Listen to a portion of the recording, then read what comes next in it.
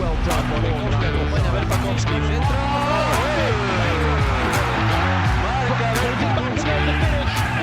And Riga lead.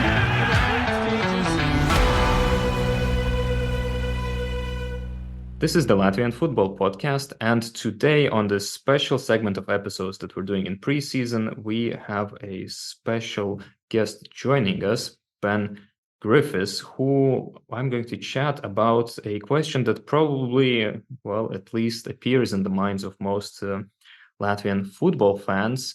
Namely, why on earth are you interested in Virsliga and how did you learn about it? And Ben, of course, will be known to many of our listeners, especially those that are on Twitter, as the, well, how shall we put it, a weird statistics guy with his amazing analysis of games and players. So, hi, Ben. Thanks for joining me today. Yeah, hi, Dmitrijs. Thanks so much for having me on. I definitely think that weird statistics guy is the perfect way to put it. So yeah, I like that. I might turn that in my new name on Twitter. I hope I'm not being uncharitable because the work you're doing is just mind-blowing. We've had a few conversations through the podcast about the different correlations and factors and variables that you're going through for many different leagues, not just Virsliga, and it's amazing. Yeah, I appreciate that. Yeah. It's just how do you do it? Yeah, just nerding out about stuff. The more that I do with data, the more I try to figure out how to kind of get it to visualize the game, and also like how can we then use that to like analyze and figure out stuff that like our eyes might not be seeing right away. But then some people use that for agendas, but I like to use it as like, oh, this player's doing really well. So it's a lot of fun to be able to kind of like analyze the teams in a little bit more detail than maybe just watching the games as a fan. Especially considering that, I mean, football, and you're American, so you come from the land of baseball, which is supremely quantized and analyzed, and all the Moneyball things, and football is a little bit in the dark ages still when it comes to that, isn't it? Yeah, definitely. It's even in the past like 3 years, I've really been doing it. You see a lot more acceptance of data, but also a lot more available data. And so like places like FBref.com have a lot of good data, and they're always adding stuff. And they have Opta, one of the main providers, is their provider of data. But yeah, it's nowhere close to like the MLB and then like NBA, NFL, stuff like that. Because the leagues provide very high quality, very, very granular data for free. And it's official, and there's only one definition for a term. So football, we definitely have a ways to go, especially on like defining stuff. And then there's several different companies. But yeah, I think that a lot of clubs are now understanding that even if we do a little bit of data, we'll see a lot of success. And I think players too are also even in contract negotiations starting to bring data. So we're definitely close to, I think, the full Moneyball, revolution across all leagues in football, which would be great to see. So you think it is indeed a one-way street into the data land? I think so. I think that with clubs at all levels and all types of leagues and all corners of the world doing it, yeah, I don't think there's any going back. So, however much some people might want to go back to the land of no data, I think that all the clubs are understanding this is the way we need to go and already doing that. Yeah, and of course we spoke with the head of Virsliga, Maxims, on how Virsliga is utilizing data and selling it, and that's exciting. But all right, well, let's maybe get to the why we're here. How I'm always marveling at this, and maybe I shouldn't, because maybe it doesn't reflect well on our championship and our mindset or anything like that. But how did you find out about Virsliga? How did you find out about Latvian football? Yeah, so I found out kind of randomly. So in about early 2022 is when I was like, you know what, I want to start doing stuff outside of essentially like Premier League and Serie A at that point, in Bundesliga were the three. And I randomly stumbled upon a Virsliga game through One Football, which is streaming all the games live. And the time worked out perfectly in the US because I would wake up at like 6 or 7 in the morning, and you'd get the games would be on because it's the perfect time that when you guys are playing in the afternoon, it's early morning here. I'm not doing anything. So I turn some of the games on. The football, it was like there's a lot of goals, there's a lot of excitement. But something else that caught me was I think it was at Major Park Stadium. And so it was like a lake in the background and like this beautiful spring forest. And I was like, that's nice. And so outside of just kind of stumbling on it, I was like, well, that's a fun stadium. And so I started watching more and more and finding out more about the teams and the players. And it was just a lot of youth and excitement and end-to-end action that kind of like drew me in after I just kind of honestly randomly stumbled upon it. And then the community I see it on Twitter is really, really great to just kind of chat with people and see. There's a lot of other non-Latvian fans that have stumbled upon it in, I think, similar ways of just like, oh, haven't heard of these teams. Let me take a look. And then all of a sudden you're hooked. So I gather that was a Riga FC game. Yep, I think it was Riga, and it might have been Valmira or Auda, I think. Ah, I think that was one of the first games that I watched. I think it was like in April or something, or May of it is a nice 2022. view there. Yeah, I mean that's a lovely area. Even though, Yeah. yeah, the stadium car park could use a little bit of work, especially in rainy days. It's not the best to walk Oh there, no. but you don't see that on The cameras. perks of watching online versus being then having to Yeah, drive there. yeah, indeed. So what was it that other than the scenery and the community, what? All right, so we know how you found it, but what kept you with it? What kept me with it? Yeah, the biggest thing would be, I mean, everyone likes goals, and so as a fan, seeing a ton of goals and just unpredictability, I think, in results too, because even if they're like, well, this team should win, seeing them potentially win 4-3, you're like, well, that shouldn't have happened. How are there 7 goals in this game, right? It's just kind of crazy that anyone can score at any time. You can have a team, even one of the big teams like from Riga in possession for 70% of the game, and all of a sudden there's a counterattack and they're going to concede 2 or 3 goals because there's just a lot of pace and youth and energy for all teams, regardless of where they are on the table. Everyone wants to win. And so that's kind of what stuck with me, was just like the complete unpredictability plus excitement of the energy, which is also partially because of how young the league is. I know the league is one of the youngest in Europe. It's And it's just the like youngest. I did double check the the youngest other still, day. yeah. I think in 2022 it definitely was. And yeah, I think and you guys market that too as being like, hey, we're the youngest league. And I think it adds a ton, because some people were like, oh, well, there's not a ton of veterans, but they're all hungry to prove, they're all hungry to even get into the national team. So get into Europe, with I think like 3 or 4 spots on offer. So it's just, there's a lot of yeah, excitement in not just scoring goals, but in complete unpredictability. That's what really kept me watching. That's something then that you like about football, that anything can Yeah. happen, and despite what's on paper or what the odds are, then fundamentally the things get decided on the pitch, not in Yeah, the back office absolutely. someplace. Yeah, I love that too. And on top, obviously, that this is a local league, so that's what got me back into it Yeah. as well. Since you're analyzing all of these different leagues all over the world, what would you say maybe Virsliga is the most like? Yeah, it's a fun question. When you sent me this, I like earlier, I was like thinking it, and I'm like, okay, how to answer this. I think there's a couple ways. And I think that the best way, in terms of if you take away like the relative level of the leagues and like how good the teams are relative to other teams, the Scottish Premiership might be a good one, because you have a couple teams that are completely far and away, pretty much they're the richest and they're the best. Someone else might be able to come in. Obviously, Valmira won the title last year, or I guess now 2 years ago. Um, but then they're not able to sustain that. And so in Scotland, maybe no one else could win it besides, Celtic and Rangers. You still mainly have Celtic, Rangers, so Riga SC, RFS are the main two. They're the richest. But then you have the rest of the teams that are just like in a big block right under them, it's so competitive for every single position pretty much. You might have 1 or 2 teams that are maybe known as the worst either on paper or after 10, 15 games. It's like, okay, they're kind of like Supernova, especially recently, just kind of been languishing at the bottom, and you kind of have that a little bit in Scotland too. You'll every once in a while have like a team that's like, nope, if they get a draw, good for them. But other than that, they're gonna lose. Plus the end-to-end action, more than just like everyone's losing possession, but everyone wants to get the ball and push it forward as soon as they can, not just to get it away from their goal, but also to try to score because they can. Because even with the big teams, you can hit them out on the break. So I think that Scotland would be a pretty decent like representation of what Latvian football is kind of like. It's very high paced and energetic. There's a couple big teams that are probably going to win the league and be in the title race, but it's going to be a very close title race. And then below them is everyone else, all in the same bucket, fighting for every single other place. So I think Scotland would be my main pick. I like that. I do like Scotland, and when Hearts Yeah. came to town to play RFS in the Conference League, they were pretty happy as well, even though they I think it formed a lifelong friendship for the clubs, it seemed like. well, for fans certainly. I've heard Yeah. nothing about clubs. Okay. Definitely I mean, on online, everyone was talking about how how great like Latvians were in Scotland, how great the Scottish were in Latvia, and it seemed like a really great atmosphere too. I mean, on social media, the Hearts fans use Latvian flag to show their own colors because it's That's the same right. Yeah. colors.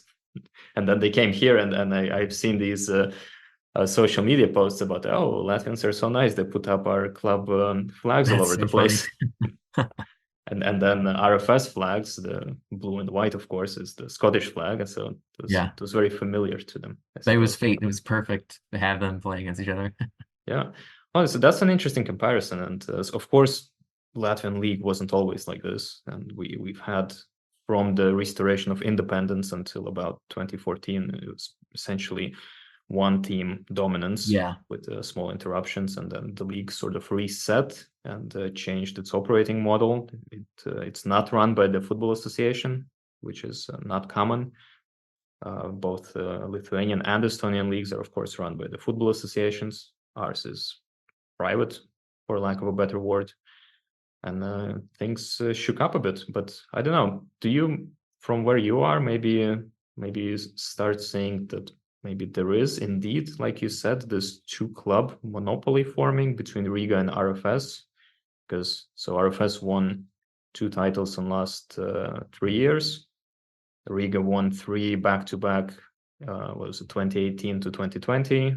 Then there was Valmiera in between. So I wouldn't say that it's necessarily like formed of a solid like duopoly, I guess we could call it. I think that them being probably the biggest in terms of trophies and money, probably in the last what 15 years, maybe, especially maybe the last 5 to 10, could kind of create that organically if there's not other clubs that come in to kind of start winning the league more consistently or finishing top 3 maybe more consistently.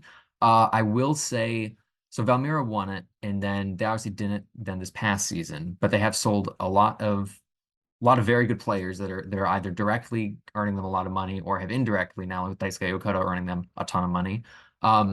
They've got a lot of money. You have the other clubs are starting to be able to charge more high fees past 100, past 200, past 300,000 euros for their players.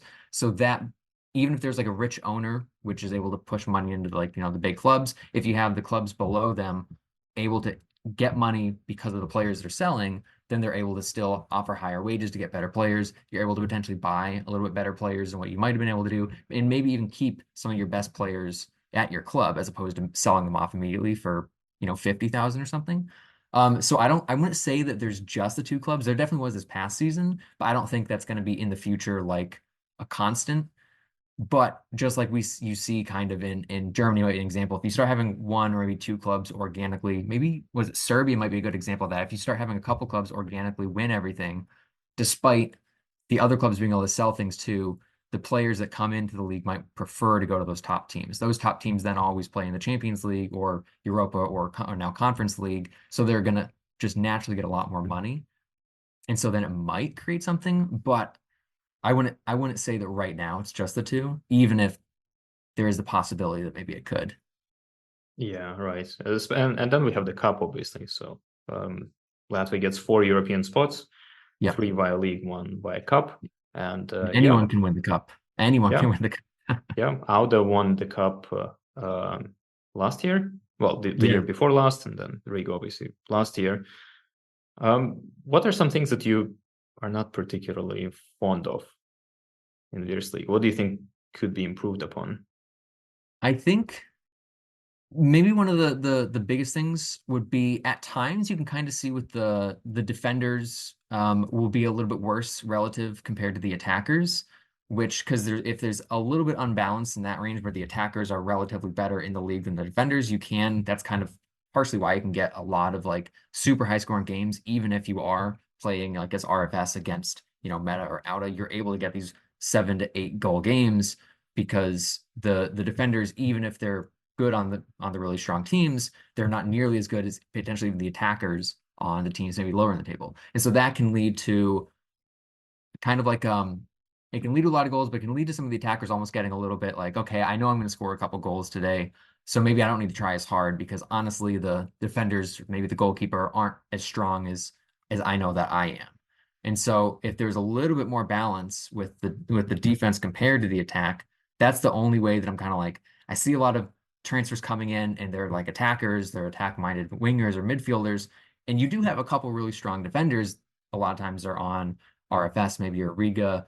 You might have some good defensive midfielders, but overall, if you look at the teams, the attack on paper tends to be a lot stronger relative than the defense, which at times can then become it almost leads to that open nature, which then does that mean that the players are in their heads like, okay, I don't necessarily need to, like I said, try as hard maybe to get the goals. And I'm not saying they're not trying, but that can lead to a little bit of imbalance.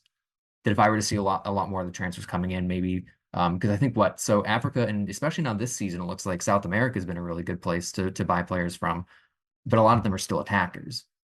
But it also makes sense why they're attackers, because they score the goals. The defenders just try to stop the goals happening, even if they can facilitate the attacking moves. The attackers are the ones that are finishing it, and you can be like, if you buy this guy, he'll give us another 20 goals a season, so we can shoot up the table. So I understand where it comes from too. That's super interesting that you think that, because I think the kind of the general aura of perception of how the game is structured is pretty much diametrically opposed. Locally, we kind of have this joke that how come Latvia produces so many very high quality goalkeepers and really many forwards, and that's because they always have lots of work to do, which, as I'm saying, this I realized that maybe that supports your point rather than mine, but no, that's a great point, because obviously, and I guess I'm not talking specifically about the goalkeepers so much as just the defense as a whole, which I mean, in some defenses too, you have some like a really sturdy defender or a really sturdy goalkeeper. But yeah, I mean, that's the same thing too, is that you get these great goalkeepers. Maybe they are always playing against great attackers, which is funny, because then I looked at, as an American, when I was growing up, the Americans, we always produced great goalkeepers. Our goalkeepers are the ones that went to Europe. We always had some really poor quality, like midfield attack. Like, how do we get the best goalkeepers? Like, it just happened that we'd get players, I think, that just naturally formed. But then, yeah, the flip side of it is too, if you have really good attack in your league, then those Latvian goalkeepers might be able to practice more outside of their team. And when they're in the games, they're up 90 minutes, however many times a season, against some of the best attackers in the league, or some of the best attacking midfielders too, attack-minded players. So that's a really fun point to think about. And I don't know, maybe it's a chicken and egg scenario. maybe. But I think why Americans get good goalkeepers is because you guys can't help yourself but pick the ball up. So we're not used to kicking stuff. We're really used to holding the ball in our hands and throwing it. Yeah. All right, that's my hypothesis, obviously. Yeah, and accidental goalkeepers. Yeah. Good. If you're the way you started your journey is, you said that you were kind of following the main leagues, and then you wanted to see what else is out there. But if you're speaking to someone who is still in that situation, someone who is all about the English Premier League and the Spanish La Liga, or I don't know, maybe an odd fella who likes the French League One, what would you tell them? How would you tell them that there's a world, a whole universe, in fact, that's outside of these leagues, and why should they pay attention to it, if at all? Yeah, I think so. The first thing I'd say to someone, if they're very like, nah, like Premier League's the only thing, I'd say, okay, when does the Premier League end? May. Okay, when does it start up again? August. Like, okay, well, what league is going on during that time? Oh, Nothing's going on. What are you talking about? They're like, oh, nothing's going on. That's my time off. And I'm like, yeah, but if you want to sit down with something on, a weekend or even a weekday or something like that, check this out first, and then like show them a little bit of okay, well, you might not have literally the best players in the entire world and potentially even in history playing, like you have at Man City and sometimes at Arsenal and stuff, or Tottenham, obviously, my team, Son Heung-min, is the best ever, but like you don't have those players. But what you do have is competition still. You have a lot of just pure excitement, kind of what I was saying at the beginning. Anything could happen, because even if you look at a team and you're like, okay, well, on paper they should win, it's not a given that they will, because Latvian teams do suffer losses throughout the season. It's not just like a one-loss sort of thing for the title winners. They'll have 4, 5, 6, 7, well as two last year.